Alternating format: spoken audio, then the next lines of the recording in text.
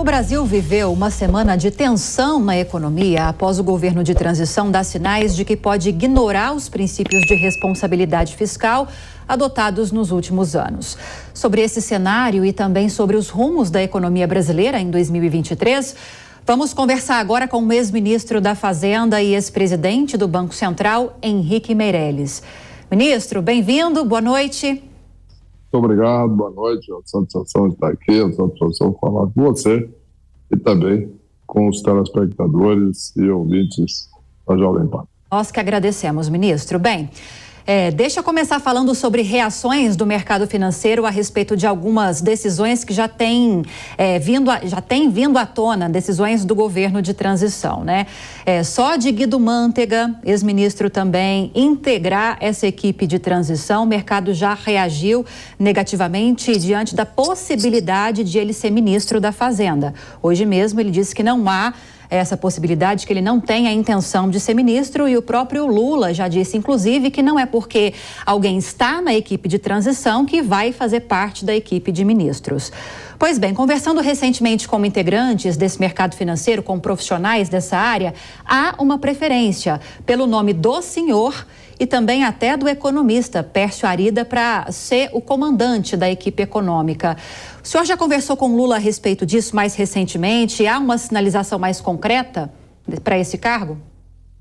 Olha, o presidente Lula ainda não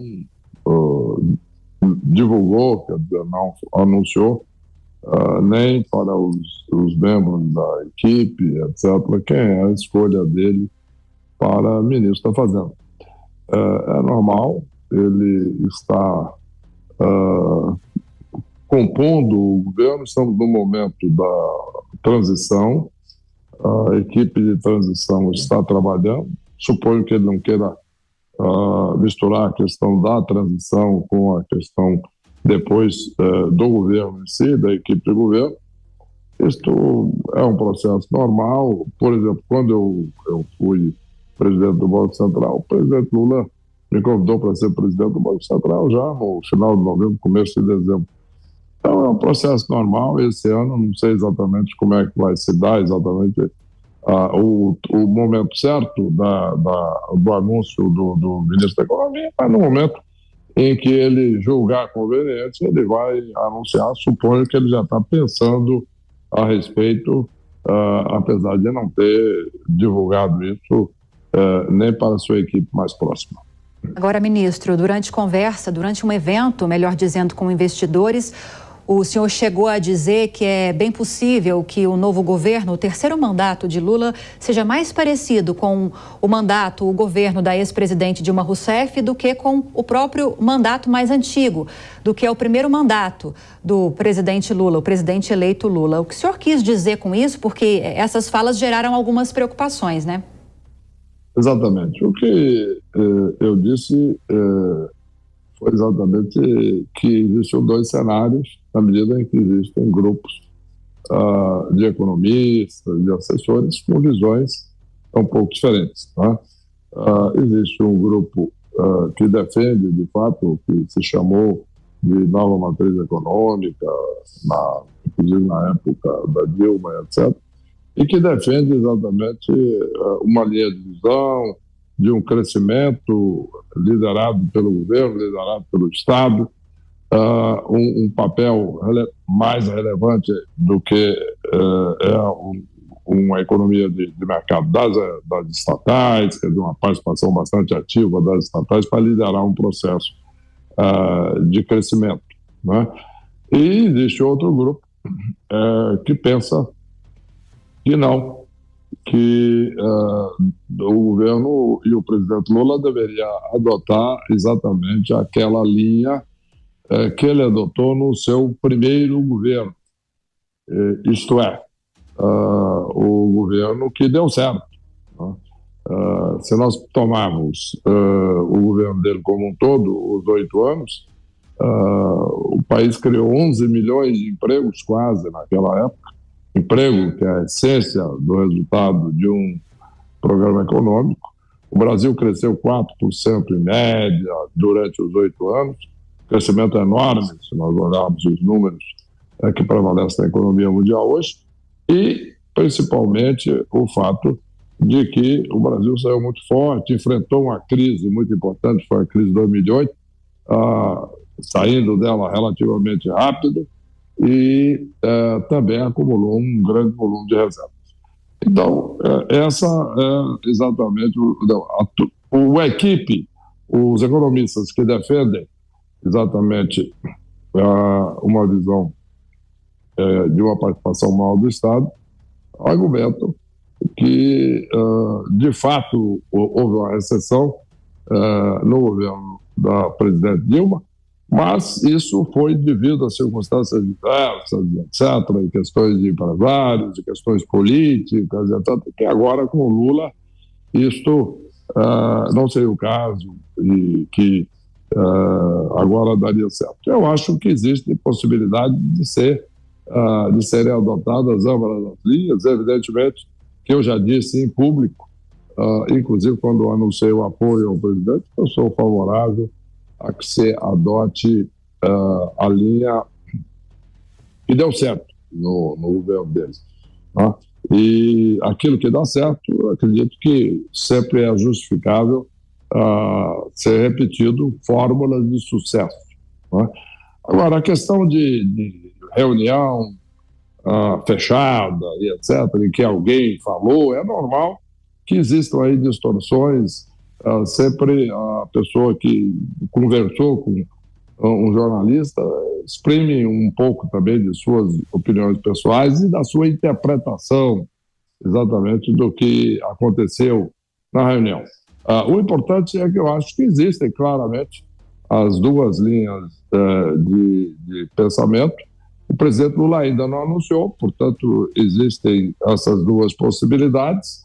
E eu acho importante esclarecer os investidores, o mercado, exatamente isso, para que todos estejam começando a fazer os seus planos, etc., levando em conta que pode ser anunciado um tipo de política ou outra, cada um tem as suas preferências, mas o importante é que aguardemos o momento certo, porque todos ficam me perguntando qual será a linha. Eu digo, olha, o presidente Lula não anunciou, existe essa possibilidade e aquela possibilidade, e é isso que é importante, é isso que é a minha mensagem fundamental. Ministro, eu vou convidar o nosso comentarista Rodrigo Constantino para esse bate-papo também, e é ele quem pergunta agora. Constantino. Boa noite, ministro. Como o senhor mesmo reconheceu, existem duas linhas muito distintas ali. O senhor menciona que uma deu certo, e eu acrescentaria apenas o contexto ali de China, de países emergentes, muito bem naquela época do começo do governo do Lula, mas no governo Dilma tudo degringolou e tinha um ministro em comum, que era o Guido Mantega, ele estava já no governo Lula. Hoje, nós vimos uma pandemia seguida de uma guerra, o senhor conhece bem o Paulo Guedes, ele fez uma gestão responsável. E não obstante, com essa possibilidade de um ou outro, o senhor emprestou o seu prestígio, o seu nome para apoiar o Lula, fazer o L. Né? E agora mesmo o senhor vem aqui e diz que não sabe se ele vai escolher um ou outro caminho. Pergunta, o senhor foi precipitado, o senhor se arrepende de ter apoiado o Lula sem saber se ele ia seguir um lado ou outro? Não, exatamente porque a situação não mudou, tá certo? Eu acho que talvez a questão seria uma questão interessante, digamos que ele escolha exatamente uma linha que eu discordo. Falou que se arrependeu. Não, ele está hoje na situação que estava quando eu tomei a decisão de apoiar. Isso aí, tomei a decisão exatamente nessa situação onde ele não tinha divulgado a sua opção. E eu disse claramente, quando tomei a opção, que estava fazendo isso exatamente para dar a minha contribuição e mostrar claramente, chamar atenção e etc., para o fato de que a opção do primeiro governo era uma opção de sucesso dele, etc., e que eu acreditava e sugeria, né, que ele seguisse nessa linha de ação. Então eu procurei, digamos, manifestar o meu apoio, em primeiro lugar, porque eu trabalhei 8 anos com ele e foram 8 anos de muito sucesso. O Brasil cresceu, a inflação que eu era responsável como presidente do Banco Central ficou na meta, em média, no período, e tudo funcionou muito bem. O Brasil teve uma economia de sucesso que foi reconhecida, inclusive até, por exemplo, eu me lembro pela capa da revista Economist, que fez lá um Cristo Redentor decolando feito um foguete, dizendo que o Brasil decola, etc.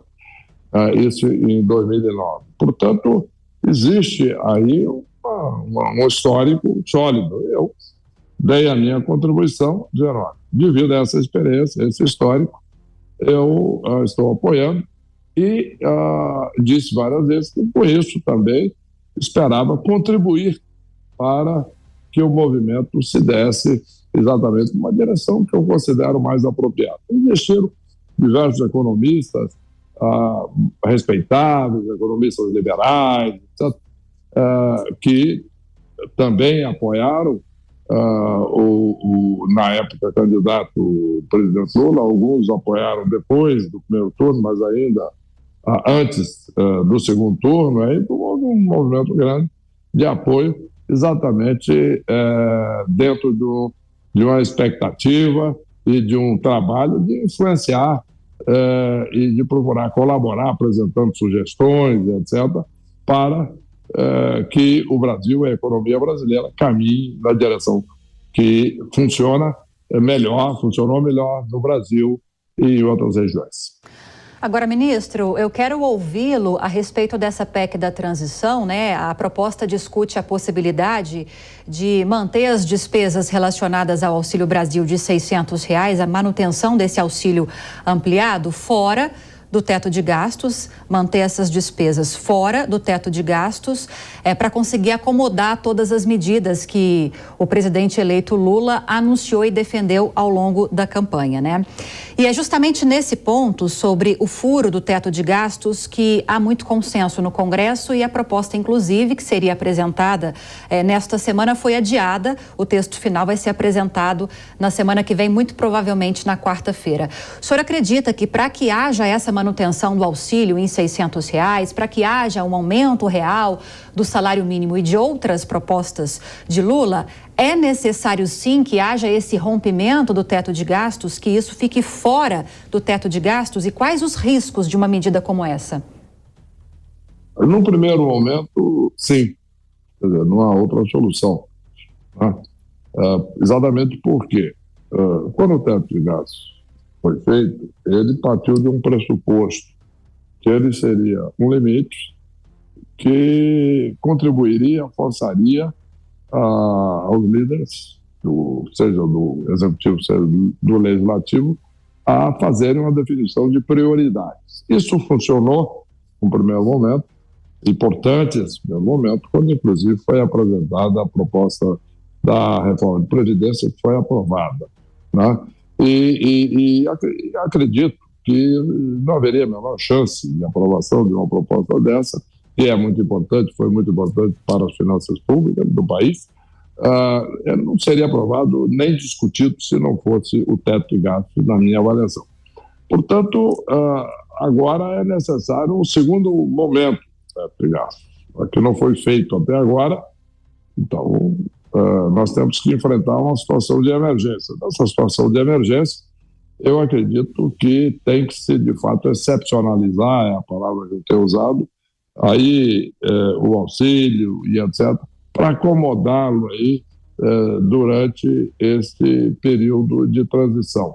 Eu apenas faço uma proposta adicional, que isso aí tem que ser discutido no devido tempo, é que no momento seguinte, né, em que, inclusive, o presidente já tendo assumido, etc., não é um momento de transição para se fazer uma coisa dessa, mas se fazer algo que seria exatamente um corte de despesas desnecessárias. Por exemplo, estatais que já cumpriram a sua função e que não tem mais finalidade hoje, mas continuam com orçamento, com despesas, etc.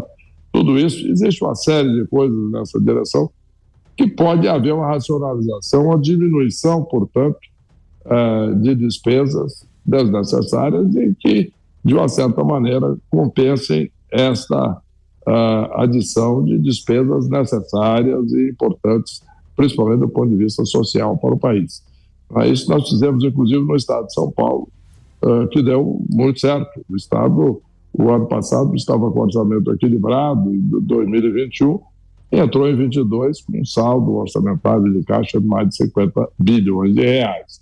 Então, isso é possível através do uso de mecanismos de corte de despesas desnecessárias. Agora, evidentemente, isso não é uma coisa para ser feita e apresentada e discutida no momento de transição. Isso tem que se esperar o governo tomar posse, o novo Congresso tomar posse, etc. E depois, no devido tempo, durante o ano de 23, etc., com tempo para se discutir isso, com tranquilidade, com calma, aí sim se discutir essas possibilidades de corte de despesas desnecessárias. Agora, no primeiro momento, não existia, de fato, outra alternativa.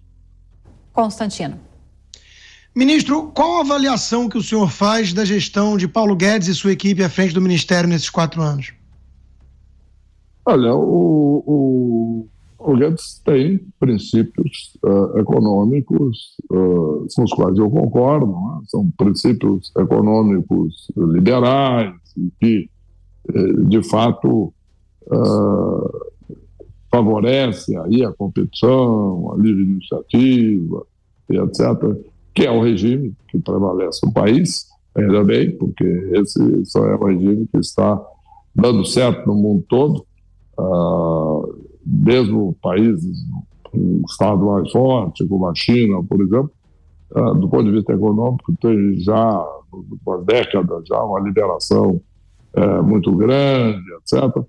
Então, a liberalização, melhor dizendo, então nós temos aí, de fato, cada vez mais de caminhar nesse caminho. Então, é uma coisa que está correta, o anúncio. O ponto importante, no entanto, é que eu, na minha vida profissional, seja pública, seja privada, não só no meu caso, como em outros casos, eu sempre analiso o resultado. Eu não fico discutindo teoria e grandes frases ou pequenas frases e coisas que se fala que é comum, etc., mas que não é a maneira que eu acho mais adequada. Eu gosto de ver resultado.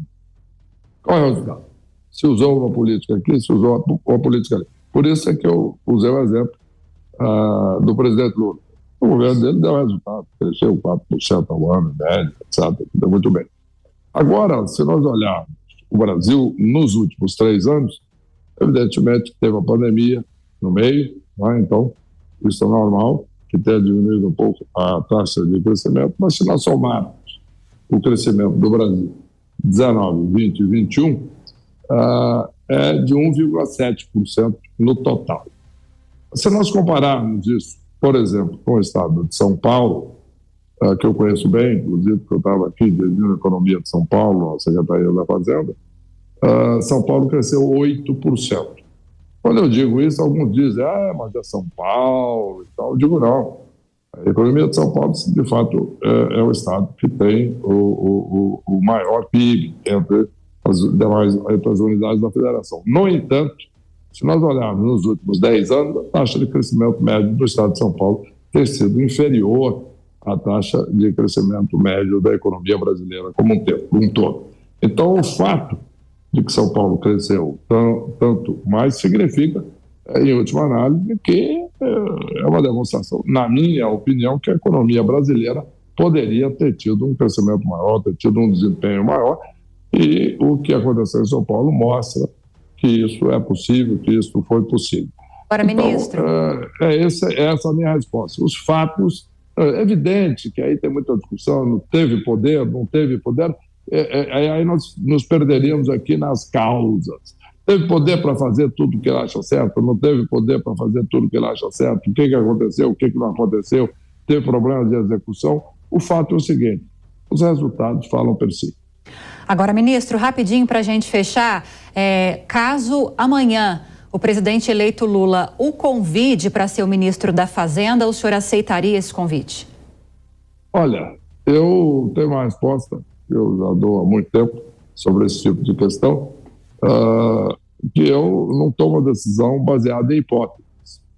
mesmo em situações concretas, por exemplo, quando o presidente Lula foi eleito pela primeira vez, quando inclusive membros da equipe me perguntaram se aceitariam o convite para ser ministro da Fazenda, presidente do Banco Central na época, eu disse e respondi na hora: não tomo decisão baseada em hipóteses, e prossegui o meu projeto normalmente, etc., como inclusive estou fazendo agora.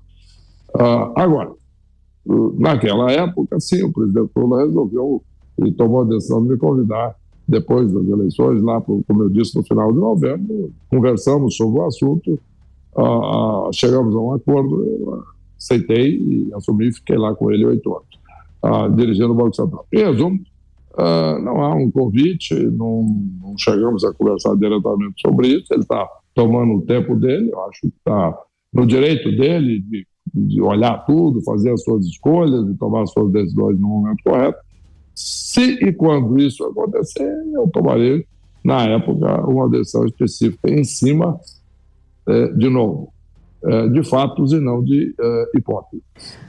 Pois bem, acabamos de conversar com o ex-ministro da Fazenda e ex-presidente do Banco Central, Henrique Meirelles, sobre o cenário econômico e as perspectivas para o setor a partir do ano que vem. Ministro, muito obrigada pela entrevista e uma ótima noite. Obrigado a você, obrigado a todos. E vamos em frente. E esperamos todos que o Brasil realmente cresça aí bastante nos próximos anos e gere emprego e renda que são tão necessários para o povo brasileiro. Obrigado a vocês. É o que todos queremos. Obrigada.